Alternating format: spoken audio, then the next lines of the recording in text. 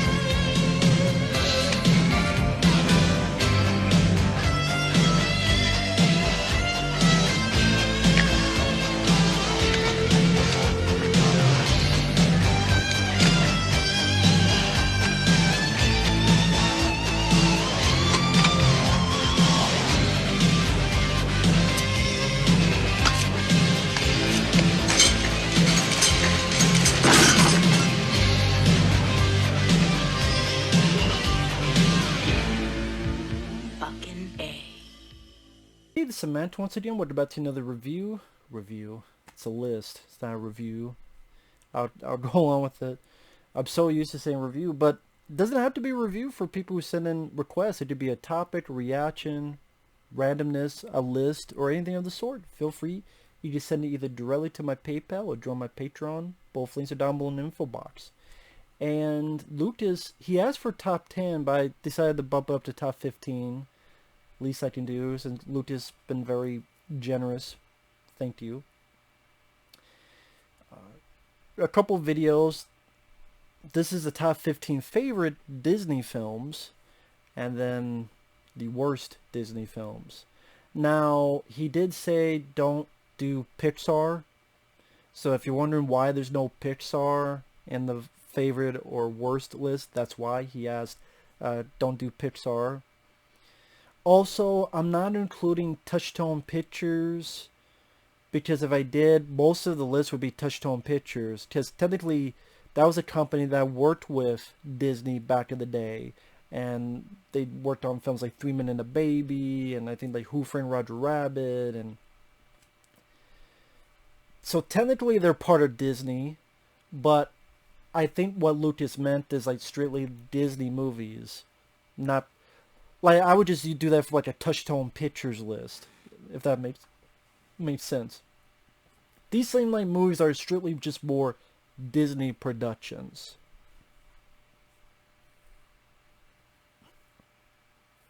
So my top 15. 15, I would go with Atlantis: The Lost Empire. This is a film I did enjoy. I saw it for the first time a year or two ago, and I liked the cast. Michael J. Fox is the lead. I thought it had a nice mix of CGI as well as practical CGI animation and 2D animation. Disney was doing that a bit. You also had Treasure Planet. 20th Century Fox did it with Titan A.E., which is my favorite of those bunch of movies. But I think Fox did that, not Disney. But this, I like the voice cast they got. You also had James Garner in there. I forget the guy. It's piece of cake, piece of plum cake. I always forget that guy. He did SNL for a bit. He had a cameo in Casper. Oh, no problem. When he went into the house and he came back and his head was turned all the way. He's one of the voices. I like the look. I don't want to say set design. That's not the right way, but the concept. It's a really beautiful looking film. They utilize the widescreen, and there's some serious stuff in it. Like, people do die. There's real danger involved. It seemed like a movie a little bit more for... It's still for kids, but not as cringy, goofy as other Disney films. Again, it seemed like more for... It's a film that as an adult you can watch and not cringe at. And like I said, Michael J. Fox I'm a big fan of. It was nice to see him as the lead. And Short film, got invested into like the world of. I thought I did a nice job establishing Atlantis as this futuristic society, and you hear people like Leonard Nimoy has a part in it as a voice of the team. And so yeah, really enjoyable film. I did review it on the channel for those interested, but yeah. I'm not going to go, I don't know how in depth in case some of these films I'll review. I might review in the future. So number 15, Atlantis Lost Empire. Number 14, the first Pirates of the Caribbean, Curse of the Black Pearl. Saw that in the theater back in the day. Thought Johnny Depp did a good job as Captain Jack Sparrow. I don't know if he needed a series of movies. Seemed like a movie that's more of a one and done flick. But the score is exciting. The swashbuckling pirate action set pieces are nice and big and fairly action-packed. The other actors did fine for what they were supposed to do. Jeffrey Rush is having fun as the villain. I like the whole idea of the cursed ship where in the moonlight you see that they're skeletonized. Sadly, CGI. But I do like the idea, the motif with it. And yeah, Johnny Depp's having a lot of fun in the role. It's not my favorite role of Johnny Depp. That would go to Fear and Loathing in Las Vegas, Ed Wood, Sleepy Hollow, among others. But yeah, still an entertaining film. Number 13, Tron. The first Tron, which is a film that grew on me. Because I think when I first saw it, I was a bit confused by it. Like, what is this? And I was a bit confused at the technology aspects and what the plot really was. Wait, okay, he's trapped in the computer, but who are these people in the computer? Are they just alive in the computer? Is some sci-fi like these computer chips are just alive? But they look like the people in the real world. So wait, that guy, Bruce Boxleitner is in this world, but it looks like him.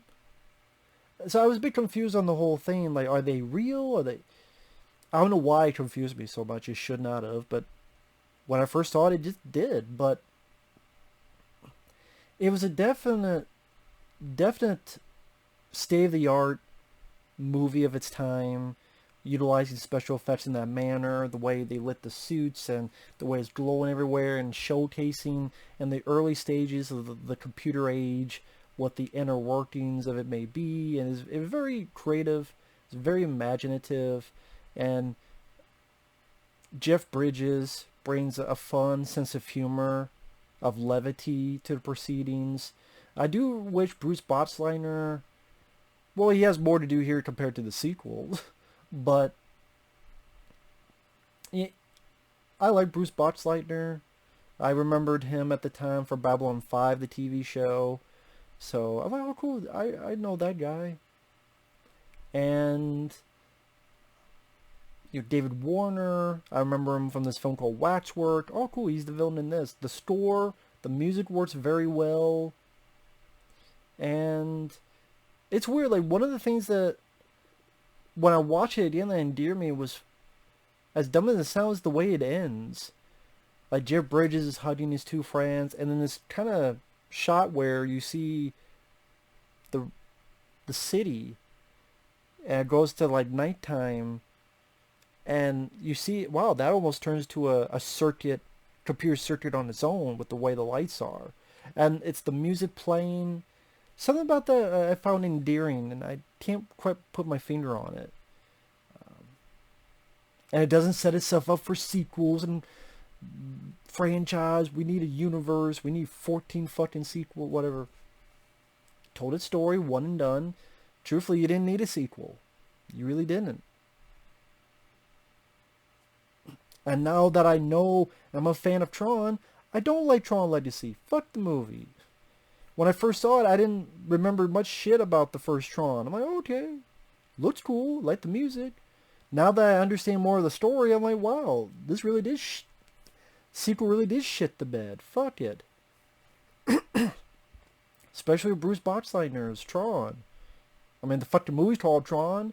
What's his legacy? To come in and die? That's his big legacy in the sequel. What's Tron's legacy? He came in, he died. He fights for the users, but he didn't fight for the users because he died in 10 seconds like a pussy and died.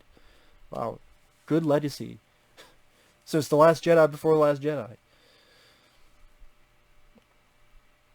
So that's number 13, Tron. Number 2, Flight of the Navigator, 1986. I enjoyed the lead, Joey. I know the actor went through some tough times. I'm glad he pulled through. I know there's a documentary on him. I'll be very curious to give it a look. I know there was a Blu-ray with features. Sadly, I wasn't able to pick it up, but I think was it Arrow Video or no? It was a different company. I forgot what it was. But again, I like the idea of this is a kid who, because of circumstances dealing with a spaceship, he's transported many years in the future, and while his family's grown up and times have changed and MTV but he's still the same. So it's that not quite lost in translation, but that way I know what this is and this is my family, but they're not really my family. And I thought that the kid did a good job. I also liked him in, I think he was in Runaway, playing Tom Selleck's kid. Joey Kramer, I believe his name. I could be wrong, but I liked him as a kid actor, and the music works well. I like the look of the spaceship, the smoothness of the outside, and it's like a not a sphere, but what would the shape, like kind of like a football shape. I like the practical effects in it. I know you got Pee Wee Herman himself as the voice. I would say I probably liked him more before he got a personality, that voice. But you know, the special effects are fun for the time. Enjoyable movie, Flight of the Navigator. Again, I don't want to go too in depth on these because it'd be like a 40-minute video, but it's a fun film. Number 11, Mulan from 1998. Has a great montage. Be a man. Very catchy, very fun to listen to. Story was told with great animation. Nice music. I believe Jerry Goldsmith did the score. Solid voice cast. You got Eddie Murphy. You have, funny enough, if you watch the foreign version, Jackie Chan actually sings that song, Be a Man, in his natural dialect. And lo and behold, it made Mulan an actual character. They made her a fucking Mary Sue nobody with no charisma and no obstacles to overcome. No, it made her a human being. Holy shit, and moved at a good pace and had some likable, fun side characters. And Miguel Ferrer as the villain, I like that actor. He was in RoboCop. He was in the 1994 The Stand miniseries. Very underrated actor. Deep Star 6 he was in. He voices the villain. Nice touch. And I said there's nice dramatic animation moments, like when she gets the sword and her face is on the sword's reflection and going out in the rain, and in the remake, nothing. So, very well done movie, Mulan. Then to the 10. Wait, 1, 2, 3, 4. Yeah, the 10. Should number them. Number 10, The Lion King.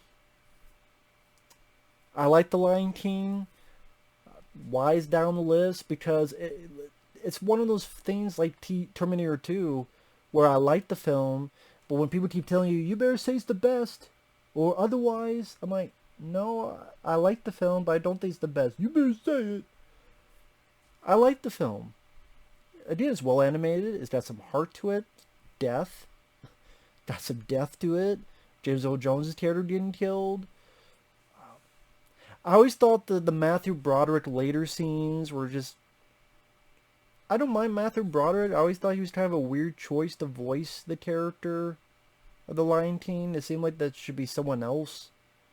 And it's not that I think Matthew Broderick did a bad job. I don't think he did a bad job. It just... something about it felt off. I don't know what it is. Jeremy Irons is great as the villain. The Jackals were annoying. I liked the voice actors, Whoopi Goldberg and Cheech Marin, but they got on my nerves a bit with some of their jokes. I tolerate it because I like the actors, but it's like, they're annoying. But yeah, the songs are catchy.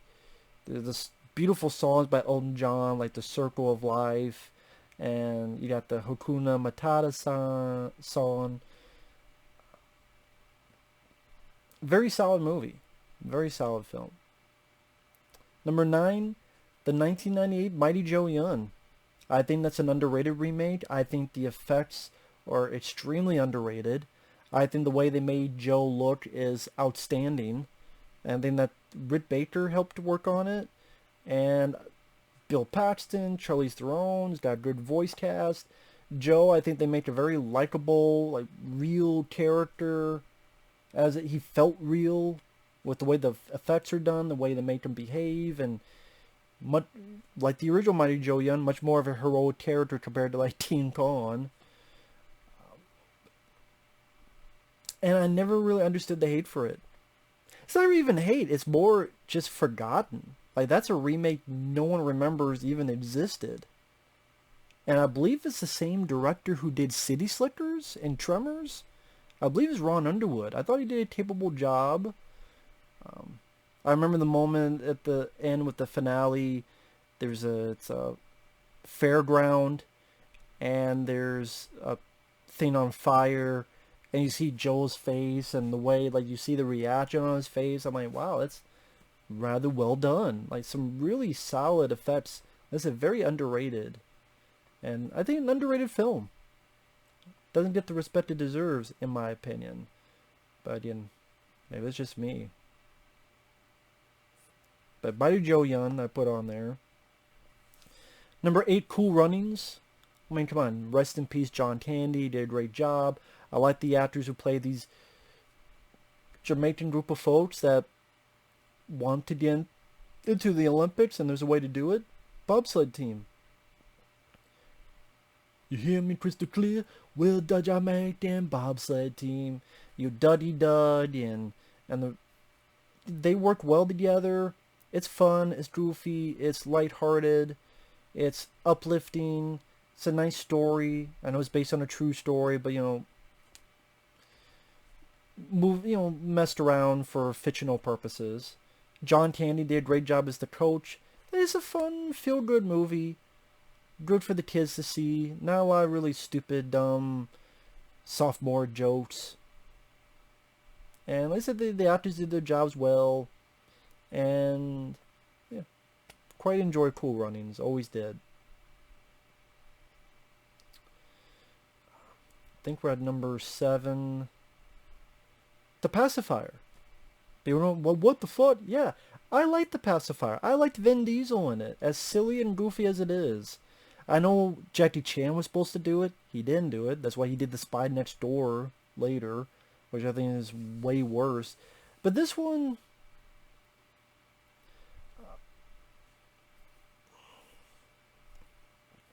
you know what? I can't put it that high. I can't put it that high. I gotta put that at...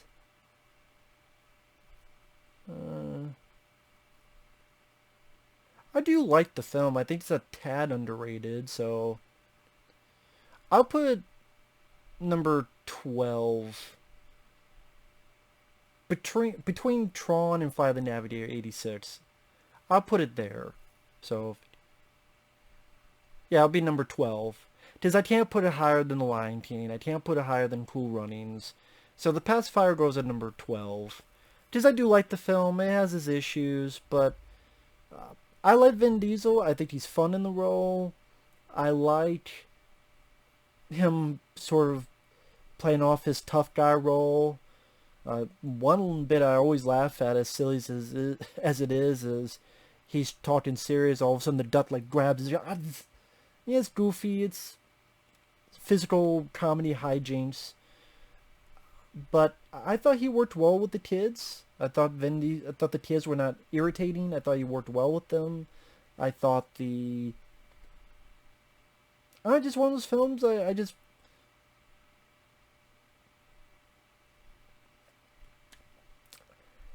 it's been a while since I've seen it, but I just remember it's not as good as Kindergarten Cop or Arnold's comedies. But I thought this made me chuckle more than say The Rock's The Game Plan. Like this one, I thought had some genuine chuckles and some decent, while cliche, very cliche, but heartfelt moments. And it was Vin Diesel. I like Vin Diesel. He got to do something a bit different, play a different kind of role. Again, goofing on his tough persona.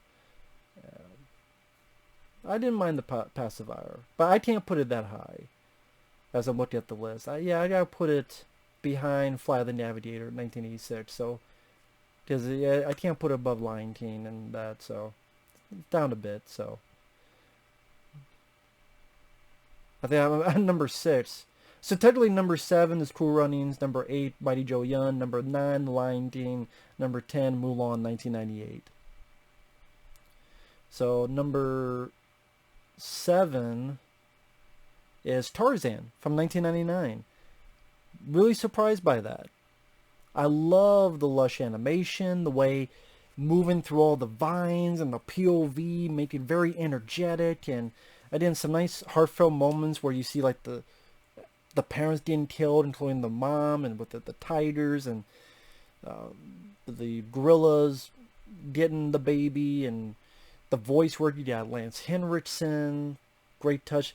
Also, it was interesting to see, oh God, what's his name?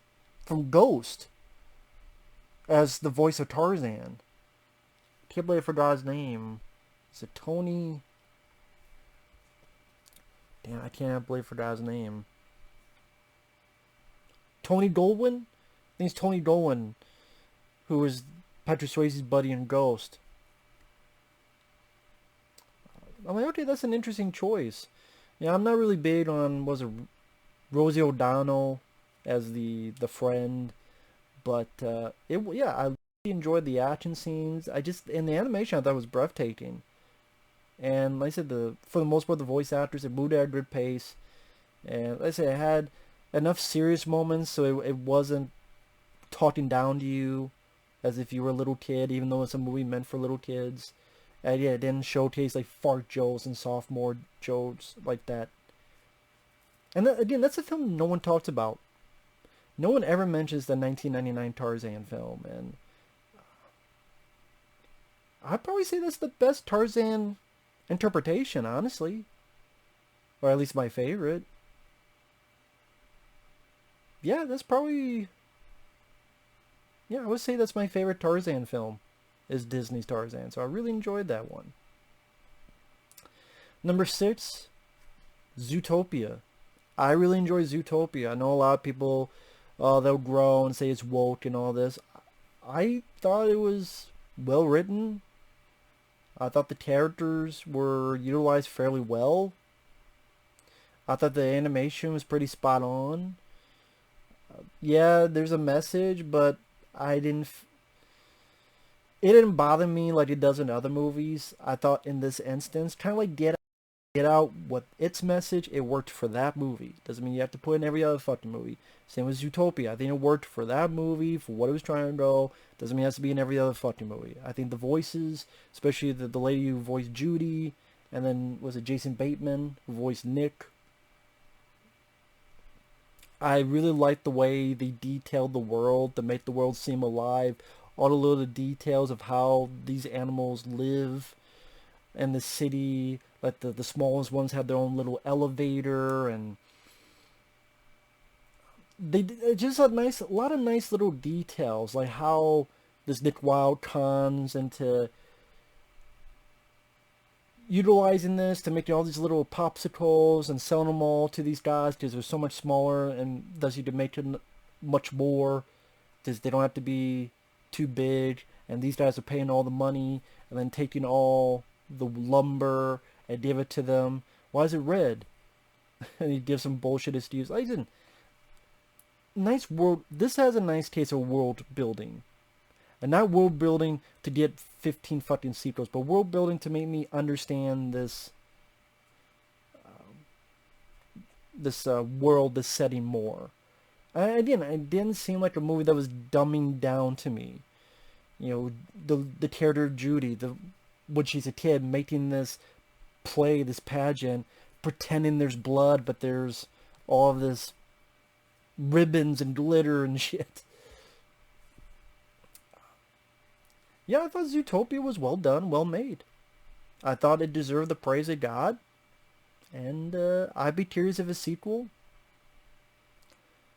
I think someone did a sequel, but it's like a fan-made sequel, and I saw 5 minutes of it. I'm like, I don't know about this. I'll wait for an official one. And by the way, if I'm missing stuff, I missed it. I forgot it, so I apologize. And that's why I'm not including. I didn't include Touchstone Picture stuff because they'd all be Touchstone Picture movies. But number 4, National Treasure. I like those kind of movies. I haven't seen them in a while. I like to revisit them, the National Treasure films. Maybe get them on Blu-ray or something. There's 2 of them.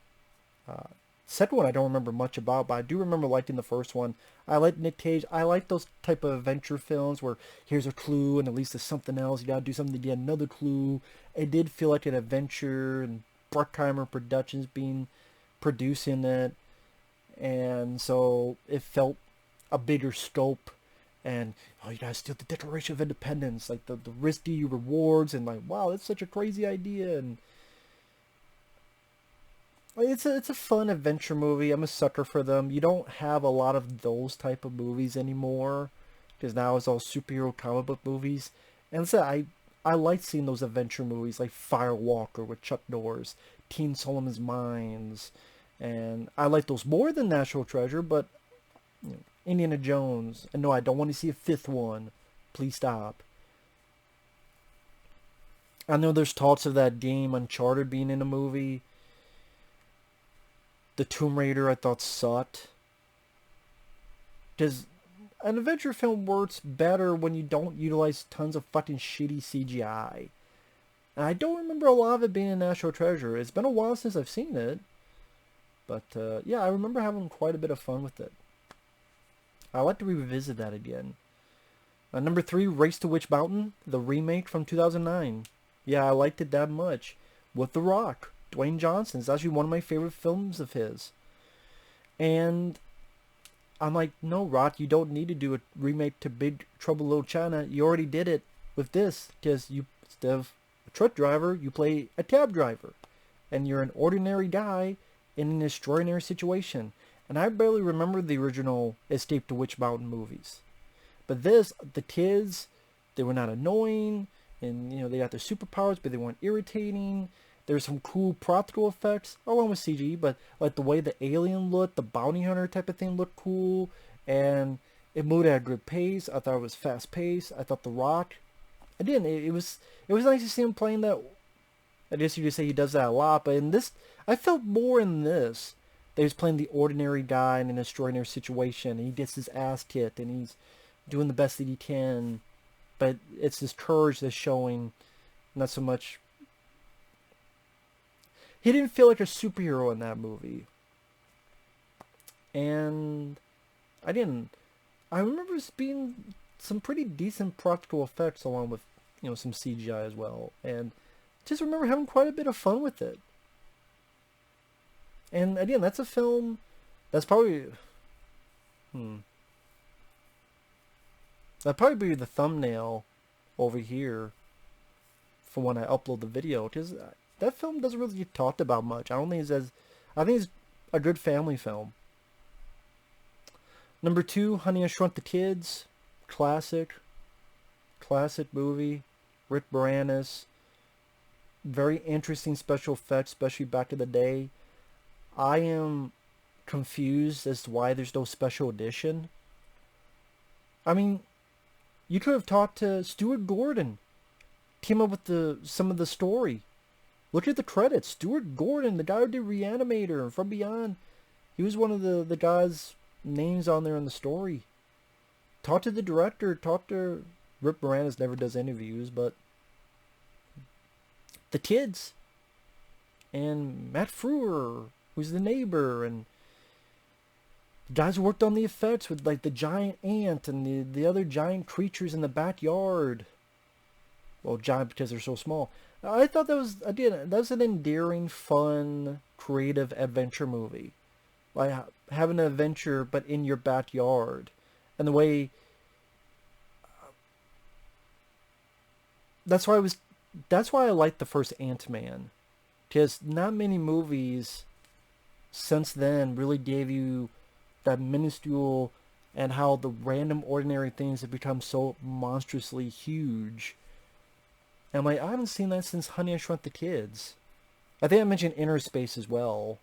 I mentioned Inner Space more. Yeah, I didn't mention Honey, I Shrunk the Kids, but